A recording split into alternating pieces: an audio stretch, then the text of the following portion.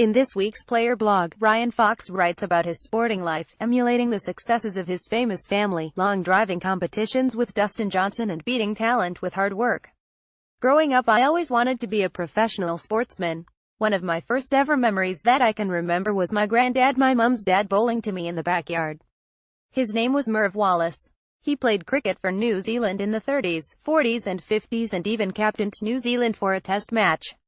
I have vivid memories from when I was 3 or 4 of him bowling to me in the garden and teaching me how to pick the different type of spin deliveries, the wrong in, the leg spinner, the off spinner. He wasn't a bowler, he was a batter, but he was really keen to teach me the art of watching the ball out of the bowler's hand. So, I suppose, right from the start, I was getting to grips with some hand-eye coordination.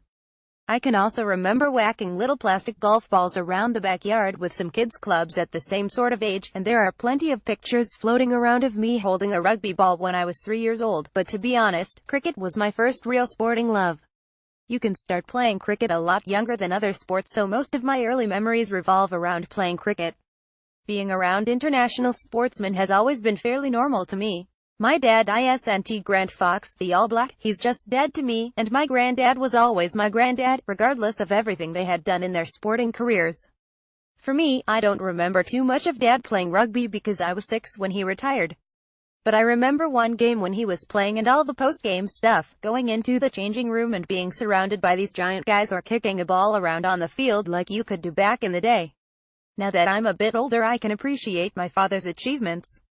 I've watched some of the old games back over the years and it's a very cool thing to be a part of. I wish I had more memories of his glory days, but I was just a bit too young to be right in the mix. Sport was everything growing up. I played cricket for club and school for about 15 years from age, and rugby the whole way through school as well. I guess I didn't have much choice with rugby. I played fly half and I got targeted a bit through school, as you can imagine. I had a few too many forwards running at me, trying to smash me hard, but rugby is a physical game, so you expect that anyway. My dad basically coached me the whole way through. Pretty much every team I was ever a part of growing up, he was involved in some capacity, which was cool. Dad was assistant coach at Auckland Blues for a few years and still even then was helping out the school team and club teams I played in. That was pretty special, and I certainly learned a lot from him despite perhaps not quite getting the rugby genes. In terms of the cricket side of things, my theory is that I missed my calling. I was always very good at getting to 30 very quickly, then getting myself out in some way. At that time, T20 wasn't around, and that's a shame because I think it would have suited me quite nicely. Much like my golf, I liked to hit the ball hard. I wasn't too much of a fan of running between the wickets and figured boundaries were the easier option. Trying to bat for 30, 40, 50 overs as a 15-year-old was tough. I played first-level cricket and then played for Auckland as an under-14 and under-15 and played a year of men's cricket after leaving school. I went to university to start my law degree, and it was around that time I discovered I had fallen out of love with cricket. I had always figured it was going to be my game. I had already stopped playing rugby at this point, having suffered a few too many concussions, and although even now I can happily sit down and watch an entire 5-day cricket test match, I realized at that point I had had enough of standing around in the field all day myself. In the end, it was golf that called out to me the most. I didn't play any competitive golf until after I left school. It was around halfway through my first year at university, so around 18, and I played off a handicap of 2. But at that point it was an ugly 2 that was fairly decent on my home course but not really anywhere else. So I got my first coach, entered a few tournaments and absolutely loved it. I was hooked. I knew I wanted to be a golfer. My parents were always very supportive of me and the choices I made. They just wanted me to work hard enough to try to achieve the goals I had. My dad caddied for me a lot in the early years, pretty much exclusively throughout my 2 years of amateur golf and quite a bit in my first couple of years as a pro, too. Even though the sports are very different, obviously, I always saw a lot of similarities between golf and goal kicking and rugby. The press-shot routine, the swing, the strike, the trajectory, the spin, the accuracy, the consistency, and I certainly learned a lot from him in that respect. We may have had our few little blow-ups on the course like most fathers and sons do, but we had a lot of fun traveling around New Zealand and then a little bit of the world together as both family and colleagues. The best piece of advice I've ever had from my dad was to be the best at whatever you choose to do. He has always said, hard work beats talent if talent doesn't work hard. I guess meaning, if you work as hard as you can at something and don't succeed, you can still walk away with your head held high. He even says that about his own career. He wasn't the most talented rugby player, but he worked his butt off. Hopefully I've inherited some of that work ethic from him. Powerful score at Ryan Fox golfer crushing driver ahead of his third round in China. Pic.twitter.com 80 at 1 ORCU, the European Tour at European Tour the 28th of October 2017. Golf is a game in which doubt can sometimes get the better of you. Especially when things aren't going well. I'm sure every guy out here, even the best of the best, have had times of doubt, and I'm no different. I've definitely had patches. There were 2 times when I was really struggling. During my second year as a pro playing in Australia in 2013, I had got to a point when I was playing poorly. I'd changed coach and was just suffering with everything. I missed the cut at the Australian PGA, and I remember talking to Mum and Dad and saying I'm done.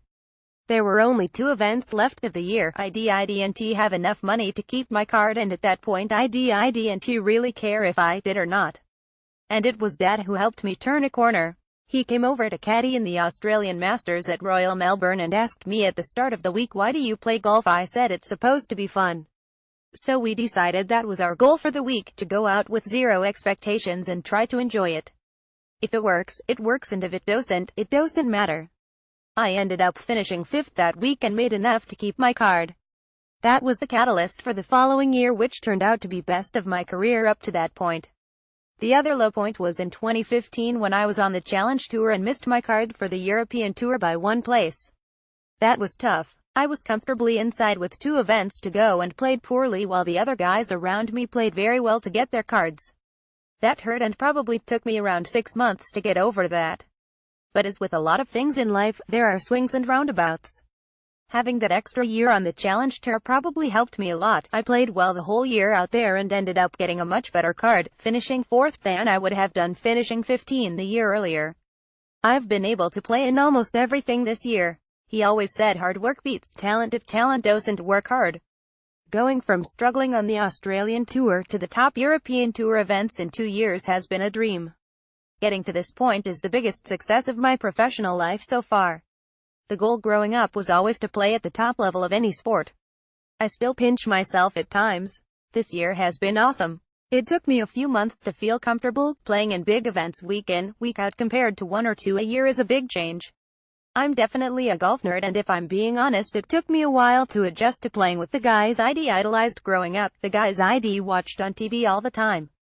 But the 3-week run I had with top 10 finishes in France, Ireland and Scotland was cool and actually really helped my mentality. At that point I really began to realize that I deserved to be out here and could compete with these guys. Off the back of those weeks I managed to get into the Open, got into the USPGA through world ranking, and then through the race to Dubai got into the final WGC of the year in Shanghai. It all feels a bit of a blur. The ultimate pinch-me moment was when I was paired with Ricky Fowler and Dustin Johnson in my first event of the year. There was a buzz and excitement when I saw that text on the Friday night. Dustin shot 64 that day, around there, as if it was nothing. I played okay and shot 3 under, but felt like I was playing a different game. I definitely felt like I was watching the world number 1. He's probably the most impressive guy I've played with so far. We are both long hitters, and I was pleasantly surprised to see that I stacked up against him in that sense. It was close. The difference, though, is that I can be fairly erratic, whereas he hit it long and straight. It was impressive. My experience in other sports definitely helped me forge the long hitting. In rugby, I could always kick the ball a long way. Cricket, I always found it preferable to hit 4s and 6s. Tennis, I was always trying to hit a win or smash a serve. I've always taken the same approach to golf. The course I grew up on helped that in that was short and tight, but you could blow your drive out onto one of the other fairways. I like to think I've reined it in a little over the years. I've probably exceeded the goals I set for this year, but there is always the next step. I'd like to push towards the top 20 in the race to Dubai.